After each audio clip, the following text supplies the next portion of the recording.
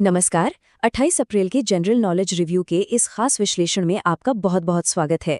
अब देखिए, परीक्षा की तैयारी में इतने सारे अलग अलग तथ्यों को एक साथ रटना किसी सिरदर्द से कम नहीं होता है ना। इसलिए इन सभी बिखरे हुए फैक्ट्स को एक कहानी की तरह आसानी से याद रखने के लिए हमने इन्हें अलग अलग थीम वाले हिस्सों में बांट दिया है। तो चलिए, बिना किसी देरी के सीधे शुरुआत करते हैं। आज के हमारे इस डिस्कशन को बेहतर ढंग से समझने के लिए हमने पूरी जानकारी को इन 5 पिलर्स में बांट दिया है। पहला है संस्थाएं और आर्थिक नीतियां, दूसरा है राजव्यवस्था और कानून, तीसरा है इतिहास, कला और संस्कृति, चौथा है भूगोल और वैश्विक मामले, और आखिर में विज्ञान और पर्यावरण। एक एक करके इन्हें डिकोड करते हैं। तो चलिए, सबसे पहले बात करते हैं हमारे पहले पिलर की, संस्थाएं और आर्थिक नीतियां, जो असल में भारत के विकास की नींव हैं। आपने भी नोटिस किया होगा कि प्रतियोगी परीक्षाओं में अक्सर इन संस्थाओं के स्थापना वर्ष पूछे जाते हैं। अब जरा इस लिस्ट को देखिए। ध्यान देने वाली बात यह है कि हमारा रिजर्व बैंक यानी आरबीआई आज़ादी से पहले 1935 में ही बन गया था। इसके बाद 1955 में स्टेट बैंक आया और अगले ही साल 1956 में एलआईसी। फिर बहुत बाद में 1982 में शिवरमन समिति की सिफारिश पर नाबार्ड बना और 1988 में सेबी की स्थापना हुई। अगर आप इन वर्षों को ऐसे ही एक सीक्वेंस में याद कर लेंगे तो परीक्षा में कई सवालों के जवाब एक झटके में दे पाएंगे। अब देखिए, इन संस्थाओं के बनने के पीछे उनका उद्देश्य भी उतना ही जरूरी होता है। एलआईसी की ही बात करें तो इसका मोटो है योगक्षेमम वहाम्यहम्। इस संस्कृत लाइन का सीधा सा मतलब है आपका कल्याण ही हमारी जिम्मेदारी है। पंडित नेहरू के टाइम पे जब एलआईसी का राष्ट्रीयकरण किया गया था ना, तो उसका मेन पर्पस भी इसी जन कल्याण को सबसे ऊपर रखना था। और पता है, आर्थिक कल्याण की यही भावना आज भी सरकार की स्माइल योजना जैसी पहलों में साफ दिखाई देती है। स्माइल का फुल फॉर्म है support for marginalised individuals for livelihood and enterprise. ये एक बेहद अहम पहल है और सबसे जरूरी अपडेट ये है कि इसे अब 2025-2026 तक के लिए बढ़ा दिया गया है। आगे बढ़ते हैं हमारे दूसरे पिलर की तरफ, राजव्यवस्था, शासन और कानून। आसान शब्दों में कहें तो वो नियम जिनसे हमारा देश चलता है। क्या आपने कभी सोचा है कि संसद में पेश होने वाला एक आम बिल आखिर कानून कैसे बन जाता है? ये एक बड़ी ही सिंपल 3 स्टेप की प्रोसेस है। सबसे पहले लोकसभा और राज्यसभा इस बिल को पास करते हैं।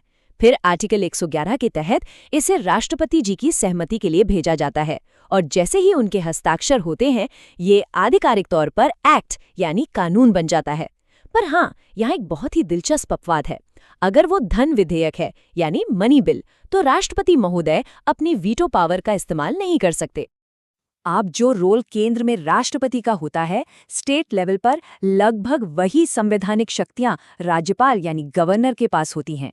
मिसाल के तौर पर आर्टिकल 200 के तहत राज्य के बिलों को मंजूरी देना, या फिर अगर राज्य में कोई इमरजेंसी हो तो आर्टिकल 356 के तहत राष्ट्रपति शासन लगाने की सिफारिश करना।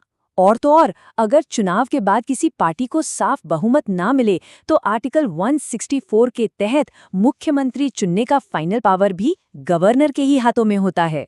चलिए, शासन व्यवस्था से थोड़ा जमीनी स्तर पर आते हैं। एक बड़ा ही प्रैक्टिकल सा सवाल पूछता हूँ। जरा इमेजिन कीजिए, हमारे जो पुलिस अधिकारी होते हैं वो अपनी डेली ड्यूटी और एक्टिविटीज को ऑफिशियली कहाँ रिकॉर्ड करते हैं? तो इसका सही जवाब है जनरल डायरी, जिसे आम बोलचाल में रोजनामचा भी कहा जाता है। अब एग्जाम के हिसाब से ये याद रखना बहुत जरूरी है कि ये जनरल डायरी रात की गश्त यानी पेट्रोलिंग और समन यानी किसी को बुलाने के आदेश से बिल्कुल अलग चीज है। इसमें कंफ्यूज मत होइएगा। अब चलते हैं हमारे तीसरे सेक्शन में, इतिहास, कला और संस्कृति, जहां हम प्राचीन काल से लेकर मध्यकाल तक का सफर तय करेंगे। इतिहास की बात हो और सिंधु घाटी सभ्यता का जिक्र न हो, ऐसा कैसे हो सकता है? इसकी सीमाओं को आप एक नक्शे की तरह विजुअलाइज कीजिए। एकदम उत्तर में जम्मू कश्मीर में चेनाब नदी के पास मांडा, दक्षिण में जाएं तो महाराष्ट्र में गोदावरी की सहायक नदी प्रवरा के पास दैमाबाद, पूर्व में यूपी का आलमगीरपुर और पश्चिम में एकदम पाकिस्तान ईरान बॉर्डर पर स्थित सुत का गेंडौर। इस एक टेबल से आपके 4 अलग अलग सवालों के जवाब तैयार हो जाते हैं। प्राचीन से थोड़ा आगे मध्यकाल की ओर बढ़ते हैं तो सुलह कुल की नीति बहुत अहम हो जाती है। अबुल फजल की मदद से मुगल सम्राट अकबर द्वारा अपनाई गई ये नीति 16वीं सदी के हिसाब से देखिए तो कितनी प्रोग्रेसिव थी। इसका सीधा सा मतलब था सार्वभौमिक शांति और धार्मिक सहिष्णुता। इसी सोच ने शासन को धार्मिक भेदभाव से पूरी तरह अलग कर दिया था, ठीक वैसे ही जैसे जजिया टैक्स को हटाना। भारत के कल्चर की सबसे खूबसूरत बात पता है क्या है?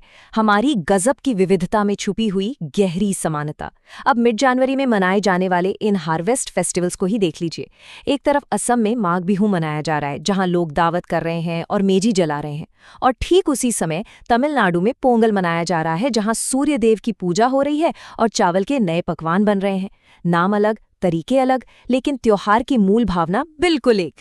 इतिहास के पन्नों में और भी कई दिलचस्प फैक्ट्स दर्ज हैं जिन्हें आपको जरूर याद रखना चाहिए। जैसे 1701 में गुरु गोबिंद सिंह जी द्वारा शुरू किया गया सिखों के मार्शल आर्ट का शानदार पर्व होला मोहल्ला, या फिर 1857 की क्रांति का वो आखिरी नतीजा जब आखिरी मुगल बादशाह बहादुर शाह जफर को अंग्रेजों ने बंदी बनाकर रंगून भेज दिया था। और उससे भी काफी पहले विजयनगर साम्राज्य का वो ग्लोबल ट्रेड, जहां वो लोग मालाबार तट के रास्ते दुनिया भर में घोड़े और मसालों का व्यापार करते थे।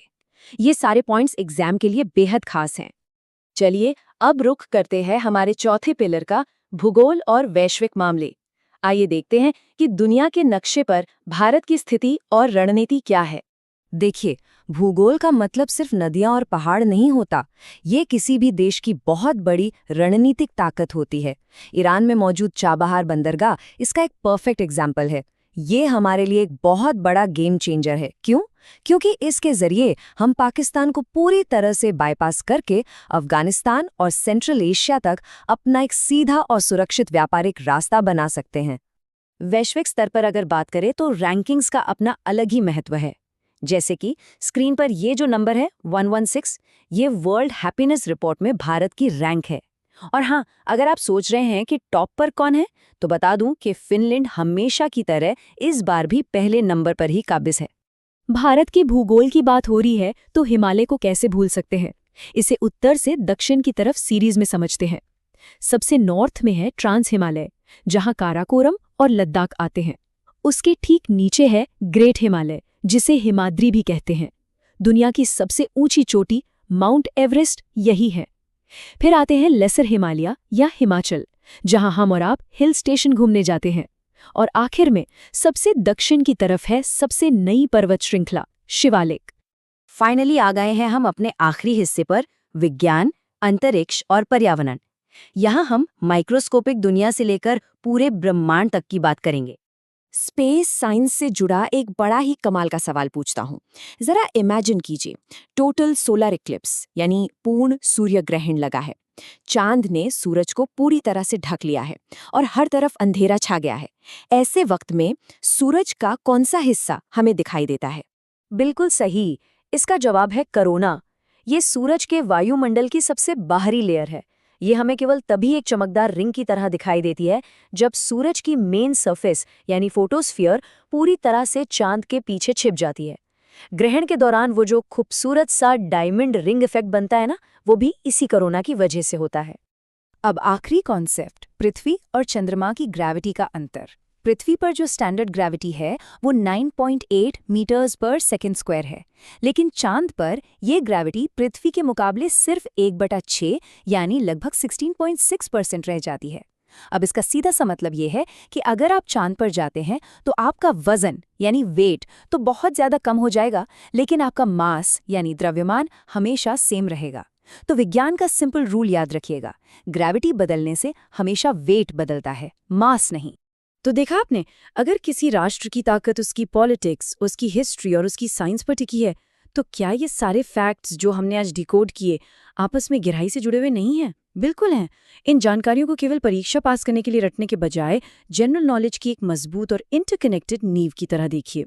तो अब आप बताइए, आज के इन फैक्ट्स में से कौन सी बात आपको सबसे ज्यादा इंटरेस्टिंग लगी? सोचते रहिए और सीखते रहिए। आज के इस खास विश्लेषण में हमारे साथ जुड़ने के लिए आपका बहुत बहुत शुक्रिया।